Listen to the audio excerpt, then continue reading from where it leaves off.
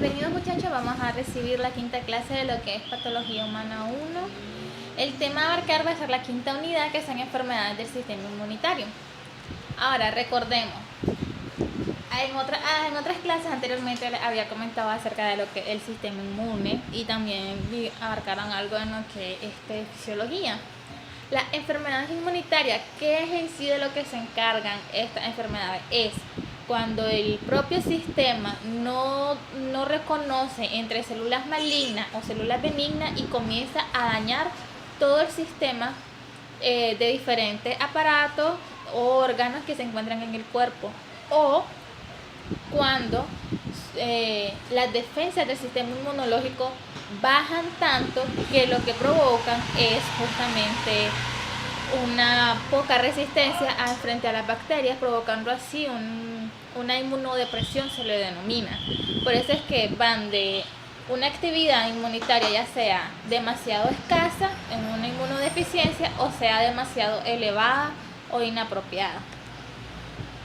Nosotros, ¿cuáles son las inmunidades que tenemos? Tenemos la inmunidad innata o la inmunidad adquirida.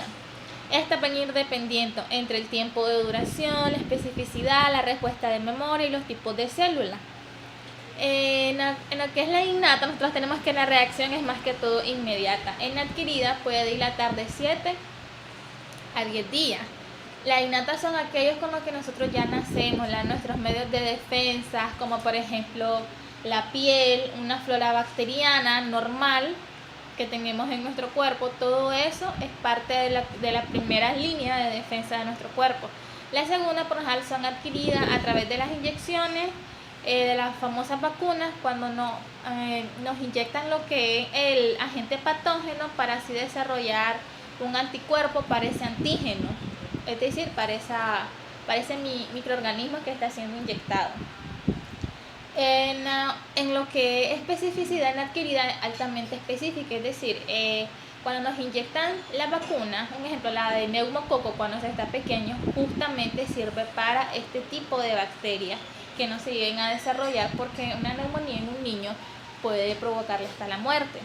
La respuesta de memoria en la innata no hay, en cambio en la adquirida sí hay, es una memoria ascendente, es decir, si a mí me dio varicela, mi sistema inmunológico lo que hizo fue que cursara con todo el cuadro clínico de lo que es la varicela y posteriormente a eso guardó una memoria de ese virus, haciendo de esta manera que si yo me llego a topar con una persona que tiene también varicela, yo no me contagie nuevamente del virus. ¿Por qué? Porque mi sistema inmunológico creó esta memoria. En los tipos de células tenemos que en la innata tenemos los fagocitos, las células asesinas, natural killer, las células dendríticas. En cambio en la adquirida son más acerca de los linfocitos T, los linfocitos B, o las células que se presentan en el antígeno. Más que todo la adquirida es para guardar memoria. En la innata se encuentra el sistema de complejo. Este sistema de complejo lo que hace es potenciar la respuesta inflamatoria. Es decir, de que si un agente a mí me está afectando, para que mi cuerpo lo reconozca y comience la activación de todas mis diferentes células del sistema inmunológico, me comienza a hacer una respuesta inflamatoria. Cuando hace una respuesta inflamatoria me va a facilitar la fagocitosis y dirigir la lesis de la célula, incluyendo la apoptosis. ¿Qué quiere decir esto? De que este sistema de complemento me va a facilitar la destrucción de estos antígenos, de estas células patógenas que me están afectando. Y si en un dado caso el sistema de complejo también lo que me puede hacer es causar la lisis, es decir, la muerte, apresurar la muerte programada por parte de lo que es de los microorganismos, simplemente células que están programadas para morir cada 20, cada 60 días. Lo que hace el sistema de complejo es aumentar la actividad para que ellas tengan una muerte celular programada más rápida. Cuando el sistema inmunitario es provocado de modo inapropiado o no está controlado adecuadamente, causan los mecanismos en los que le implican lo que es la lesión tisular o la enfermedad, ¿verdad? Cuando el sistema, un ejemplo, cuando el sistema inmunológico no reacciona ante ciertos antibióticos que se están aplicando o ante cierta planta que uno está dando, entonces lo que puede provocar es que la enfermedad persista, o cuando es demasiado esa planta o ese antibiótico para esa persona, entonces va a provocar una lesión tisular. La reacción de las células de la inmunidad innata y adaptativa tienden a manifestarse como la inflamación, que es un proceso beneficioso, pero también es un proceso a causa de muchas enfermedades. Es beneficioso porque cuando nosotros se tiende a inflamar cierta parte de nuestro cuerpo, nosotros sabemos que puede hacer una reacción alérgica, porque me golpeé, porque quedé prensada, porque se me prensaron los dedos al cerrar la puerta, etcétera, etcétera. Entonces es un proceso beneficioso porque es un medio de activación de nuestro cuerpo, al igual como la fiebre. La fiebre es un mecanismo de defensa que nosotros tenemos, en el cual nuestro cuerpo nos está indicando que está luchando contra un proceso patógeno. En cambio, cuando la fiebre llega a ser demasiado alta y no se llega a poder controlar, lo que va a provocar es la muerte del paciente. Una temperatura mayor a 42 grados puede causar la muerte cuando no es estable, o inclusive más. Ahora, en el proceso de la inflamación, cuando es demasiado la inflamación y no se puede controlar, hay un proceso alérgico que se encuentra afectando demasiado, puede inclusive morir, obstruir las vías aéreas en un dado caso que sea por alguna comida, y así tapar lo que son las vías aéreas. En las células y tejidos del sistema inmunitario, vamos a hablarlo de manera un poco rápida. En estas células nosotros hacemos partícipes mayormente de lo que son los linfocitos T, los linfocitos B y las células natural killer. ¿Qué es lo que se encargan estos linfocitos principalmente? Reconocen al antígeno. Una vez que lo reconocen, organizan respuestas inmunitarias adaptativas que van a desencadenar los demás tipos de cadenas de lo que como los monocitos, los neutrófilos, basófilos, para que lleguen y ataquen a ese virus o a esa bacteria. También tenemos las células presentadoras de antígenos especializadas, ya que los linfocitos T se adhieren a moléculas específicas de ese antígeno. En cambio, los linfocitos B se adhieren a otro tipo de moléculas según el antígeno que se esté presentando. Guarda información, y una vez que guarda la información necesaria o de ser consistente, pasa a la eliminación de estos microorganismos y de otros tipos de antígenos. Los linfocitos de manera general se encuentran en circulación en diversos tipos de órganos linfoides, que generalmente primarios. Nacen de dos tipos de diferentes, como el timo, que se degrada aproximadamente de 7 a 10 años de edad. También tenemos los linfocitos B, que van de la médula ósea, tenemos del vaso, de los ganglios, etc. Estos se desarrollan a partir de los precursores en los órganos linfoides primarios y se denominan T porque maduran en el timo, mientras que los linfocitos B en la médula ósea, como les había comentado anteriormente. Los linfocitos T, ¿qué es lo que hacen? Actúan interactuando con otras células, es decir, estos se auxilian de otras células para así poder causar el daño y eliminar lo que es ese microorganismo, ya sea para matarlos cuando se encuentran infectados o para activar la fagocitosis, en este caso la destrucción. En cambio, los linfocitos B son los que han ingerido antígeno proteico, es decir, estos actúan mediante moléculas específicas que son atraídos por antígenos específicos para matar a lo que es a la bacteria, crear una lisis o una fagocitosis de esta. Los linfocitos B reconocen el antígeno mediante el anticuerpo unido a la membrana perteneciente a la clasificación de las inmunoglobulinas, en este caso la M. Cuando hay un proceso alérgico o un virus está dañando lo que es el sistema inmunitario, en un examen de laboratorio, la inmunoglobulina M generalmente es la que se mira alterada. Los linfocitos B se auxilian muchas veces de todo lo que es la inmunoglobulina, que es la respuesta humoral que se tiene, que es parte de lo que es la inmunidad adaptativa.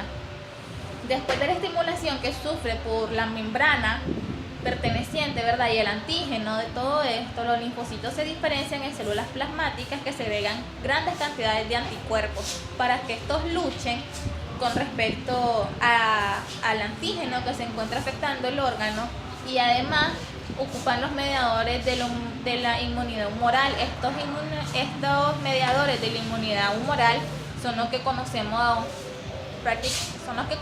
como la inmunoglobulina A, D, E, M, etc. Y los linfocitos natural killer son parte de lo que es la inmunidad innata, y los receptores no representan una gran variabilidad. ¿Qué quiere decir esto? En consecuencia, no muestran especificidades tan variadas como hacen los linfocitos B o T. Contienen dos tipos de receptores, los inhibidores y los activadores. ¿Qué quiere decir esto? Que estas células no actúan mediante membrana o proteína específica ante un antígeno. Pueden inhibir el proceso para que el propio sistema inmunológico no destruya sus propias células, o pueden activar el proceso para así que estas células que están dañándose, que están afectadas cuando hay un agente patógeno afectando el cuerpo, se activan para que ellas vayan y destruyan a esa bacteria, a ese microorganismo que se encuentra afectando lo que es el cuerpo humano. Entonces, por eso es que tenemos los receptores inhibidores que reconocen las moléculas propias de la clase 1 del CPH, que se expresan en todas las células sanas, mientras que los activadores reconocen las moléculas que se expresan o que son reguladas positivamente en células sometidas a estrés o que están infectadas, o bien que han sufrido daño en lo que es el ADN. Lo que les dije antes, inhiben el proceso para autodestrucción de nuestras propias células y se activan cuando las células están alteradas por medio de estrés, infecciones o bacterias, etc. Como parte de lo que es la parte del sistema inmunológico, están lo que son las reacciones de hipersensibilidad, que son los mecanismos de lesión de lo que es la mediación inmunitaria. Las causas de las reacciones de hipersensibilidad tenemos la autoinmunidad, las reacciones frente a los antígenos propios, ¿Qué quiere decir esto? Nosotros mismos reaccionamos a nuestros propios agentes patógenos que tenemos como parte de la flora natural de nuestro cuerpo. Las reacciones frente a los microorganismos somos cuando hemos sido expuestos a un microorganismo, pero este tiene un gran impacto en lo que esté en nuestro cuerpo, debido a que no tenemos la resistencia suficiente a él. Entonces comienza a desencadenar una hipersensibilidad. Las reacciones frente a los antígenos ambientales, simplemente es cuando se es expuesto a un tipo de ambiente que a uno le resulta alérgico, como por ejemplo el polvo, el humo, ciertos gases, etcétera, que estos pueden provocar reacciones alérgicas, ya sea en la primera línea de la defensa que tenemos es la piel, los bronquios, los lagrimales, y como más dañino se podría decir las vías aéreas, que estas se pueden llegar a obstruir debido a la sensibilidad, hipersensibilidad que uno tenga. Ahora tenemos los tipos de reacciones de la hipersensibilidad. Tenemos la hipersensibilidad tipo 1, que es inmediata, la tipo 2 por anticuerpo, la tipo 3 que es por inmunocomplejo, y la tipo 4 por una hipersensibilidad celular. En la hipersensibilidad inmediata tipo 1 tenemos que las lesiones que más que todos dan es una lesión vascular, pueden provocar edemas, la producción de moco, hay una inflamación. Los tipos de trastornos tenemos como por ejemplo la alergia, la asma bronquial de forma atópica, es decir, que no se saben bien. Son ese tipo de niños que si se exponen a un ambiente polvoso de mucha arena, tienden a comenzar a tener estos ataques de asma, una insuficiencia que los provocan. Lo que ellos producen son el anticuerpo por medio de la inmunoglobulina E. Tenemos también mediada por anticuerpos, lo que provocan son la anemia hemolítica, autoinmunitaria o el síndrome de Gus-Pasteur. Esta anemia hemolítica y autoinmunitaria es cuando existe una destrucción propia de los glóbulos rojos por parte de nuestro propio organismo. Entonces, es lo que produce la fagocitosis, el análisis de las células, produce inflamación y en algunas enfermedades hay una alteración sin lesión tisular. Es decir, no daña un órgano, pero daña nuestro torrente sanguíneo, haciéndolo de esta manera insuficiente. Por lo a la producción de que ellas se tienen son por las inmunoglobulinas G y M. La hipersensibilidad por inmunidad de complejo, tenemos el lupus eritematoso sistémico o LES, algunas formas de glomerulonefritis, la enfermedad del suero y la reacción de Arthur. Estos provocan una inflamación, vasculitis necrosante, es decir, que las venas, los diferentes vasos que recorren nuestro cuerpo se comienzan a deteriorar, a necrosar, a morir poco a poco. Tenemos la hipersensibilidad celular, que por ejemplo tenemos las patologías de dermatitis de contacto, esclerosis múltiple, diabetes tipo 1, son estas las causantes, tuberculosis también. ¿Qué es lo que pasa con ello? Hay una infiltración celulares perivasculares, provocan edema, hay una formación de granuloma y hay una destrucción celular.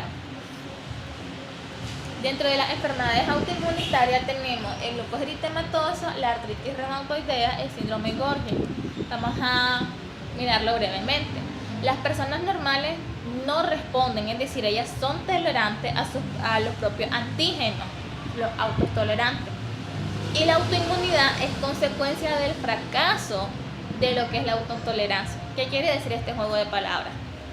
Si mi sistema inmunológico está bien, como persona, mi propio cuerpo no va a responder a mi flora bacteriana normal que yo tengo. ¿Dónde tengo esta flora bacteriana normal? En mi oído, en mi boca, en el intestino. A diario nosotros tenemos una flora bacteriana normal y que nuestro cuerpo no ataca a esa flora bacteriana normal con la que vivimos.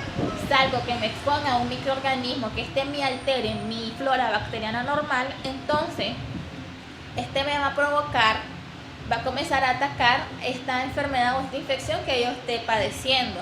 Entonces, por eso se dice que las personas normales son tolerantes a sus propios antígenos, es decir, mi cuerpo está tolerando mis propios microorganismos que son autotolerantes, y la autoinmunidad es consecuencia del fracaso de la autotolerancia, es decir, de que mi organismo no está tolerando a mi organismo no está tolerando a mis microorganismos que me están dañando, que yo ya tengo dentro de mi organismo, y a ellos se aumentan los microorganismos que yo puedo adherir por otra parte. Los tipos de enfermedad inmunitaria tenemos que estas enfermedades pueden ser sistémicas, multisistémicas, ¿qué quiere decir esto? Que afecten más de un órgano, o pueden ser específicas. Dentro de la sistémica tenemos lo que es el lupus eritematoso sistémico, la artritis reumatoide, esclerosis sistémica, el síndrome de Gorgi, que son esos los que vamos a ver más adelante.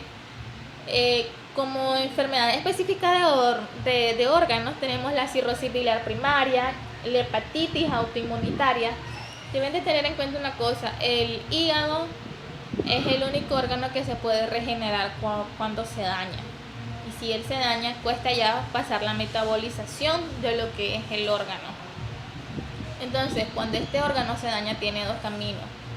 O se necrosa y va muriendo poco a poco, o se regenera él solo. Salvo en casos de cáncer, que tiene una patología sistémica diferente. Tenemos la anemia hemolítica, como les había dicho anteriormente, que es la destrucción específica de los glóbulos rojos. Tenemos la trombocitopenia autoinmunitaria, esta es específica en lo que son los trombos, las plaquetas. La gastritis autrófica de la anemia perniciosa. Una anemia perniciosa, una destrucción, un déficit de los que son los glóbulos rojos, del hierro, del ácido fólico, provocan este tipo de artritis. Una miastenia gravis, la enfermedad de Graves, el síndrome de Wood-Pasteur, la enfermedad de diabetes, mellitus tipo 1, esclerosis múltiple, tiroiditis Hashimoto, la enfermedad de Crohn. Todas estas son enfermedades autoinmunitarias. Mis propias células me están dañando. Tenemos el lupus eritematoso. Son 11 criterios lo que se han venido encontrando a lo largo de lo que es el estudio del lupus eritematoso o el LES. Cuando una persona tiene 4 de estos 11 trastornos, de estos 11 criterios, se dice de que esta persona puede ser catalogada ya como una persona que padece de lupus eritematoso. Es una enfermedad autoinmunitaria multisistémica con clínica y comportamiento muy variable. Se ha sido necesario elaborar el criterio que ustedes pueden ver a lo que es a la izquierda de su pantalla, y como les dije, si cumple 4 criterios es considerado un lupus positivo. La presentación clínica del LES es muy variable. La incidencia y prevalencia, esta tiende a variar en el grupo racial y étnico dependiendo de dónde venga y de dónde esté localizado y de las condiciones que este proceda. ¿Se puede controlar? Sí, se puede controlar con mucho cuidado y pueden llegar a tener una vida más o menos promedio. En lo que es la artritis reumatoide, es una enfermedad inflamatoria sistémica que generalmente afecta a la mayoría de los tejidos óseos de lo que es el cuerpo, pero generalmente ataca los que son las articulaciones. Cuando digo tejidos, puede afectar diferentes tendones, etcétera, de nuestro cuerpo, pero generalmente tiende a ser una enfermedad tan crónica y degenerativa. ¿Por qué degenerativa? Porque ustedes pueden apreciar en imagen como en la mano derecha se puede ver que está normal, no se encuentra irritado lo que es el líquido sinovial ni lo que es el cartílago. En cambio, en la mano izquierda, que la persona padece de artritis reumatoide, se puede apreciar cómo esta comienza a tener lo que son desviaciones en los que son todas las falanges. Estas producen una inflamación, una sinovitis proliferativa que no se logra supurar y que frecuentemente progresa hasta destruir el cartílago y el hueso. Por eso es que cuando una persona padece de artritis le duele mover las articulaciones, porque ella ya no tiene la almohadilla que haga el trabajo más fácil y sensible para hacer estos movimientos. Y con el tiempo se puede volver una artritis incapacitante. Ahí tenemos una imagen de lo que es la etapa de lo que es la artritis. En lo que es la primera tenemos una articulación que está saludable, sus huesos, su cartílago, la membrana sinovial, la cápsula articular, el líquido sinovial que tiene. La primera etapa es la sinovial, es decir, la membrana se comienza a inflamar y el hueso del cartílago se comienza a erosionar gradualmente. Tenemos el tejido sinovial, que es donde ya comienza a deteriorar todo lo que es la membrana y la parte de los cartílagos. En 3 tenemos la anquilosis fibrosa, es decir, esto ya se va comenzando a volver rígido completamente y comienza a ir desapareciendo. Cuando esto desaparece se produce la anquilosis ósea, es decir, el hueso se fusiona, se unen los dos y ahí comienza a ser la artritis incapacitante. Tenemos el síndrome de Gorgen, que esto lo que se hace es una entidad clínica patológica caracterizada por la sequedad de los ojos y de la boca. Generalmente esto se da debido a la destrucción de lo que es las glándulas lagrimales y las salivales generalmente, pero pueden afectar otro tipo de órganos también. La esclerosis sistémica o esclerodermia es un trastorno inmunitario que se caracteriza por la fibrosis excesiva de varios tejidos. Comienzan a inflamarse, como lo podemos ver en esa imagen, y comienzan a tener escamaciones. Tanto es la inflamación que tienen que sus dedos se comienzan a engarrotar, como popularmente lo dicen, y a presentar escamaciones en él debido a la inflamación y al enrojecimiento que esto tiene. Se le dice esclerodermia porque normalmente su objetivo es atacar la piel. Ahora, esta clínicamente se clasifica en 2 grupos, en una esclerodermia difusa y limitada. La difusa es porque comienza una afectación cutánea general con una rápida progresión y comienza una afectación visceral temprana, es decir, comienza en mi piel, comienza a viajar, a adentrar hasta lo que son mis órganos. En esclerodermia limitada, simplemente una afectación cutánea relativamente leve, limitada y con frecuencia en los dedos y en la cara. Cuando hay una afectación visceral, esta ya se produce más tarde, por lo que en estos pacientes la enfermedad tiene un curso bastante benigno. Las enfermedades de las deficiencias autoinmunitarias, estas pueden ser causadas por deterioro hereditarios que afectan el sistema inmunitario, como por ejemplo la desnutrición, el envejecimiento, las infecciones, la inmunodepresión, la quimioterapia causa una deficiencia inmunitaria. Pueden ser también efectos de otras enfermedades. Clínicamente, este tipo de pacientes que tienen inmunodeficiencia tienen una mayor susceptibilidad a los diferentes microorganismos a los que se exponen a diario y pueden hasta desarrollar ciertas formas de cáncer. Un ejemplo de esto es el virus de la inmunodeficiencia humana, que es el VIH-Sida. Y bueno, muchachos, esa ha sido toda la clase. Recuerden revisar la última hoja de lo que es la unidad. Hay un trabajo para que lo hagan.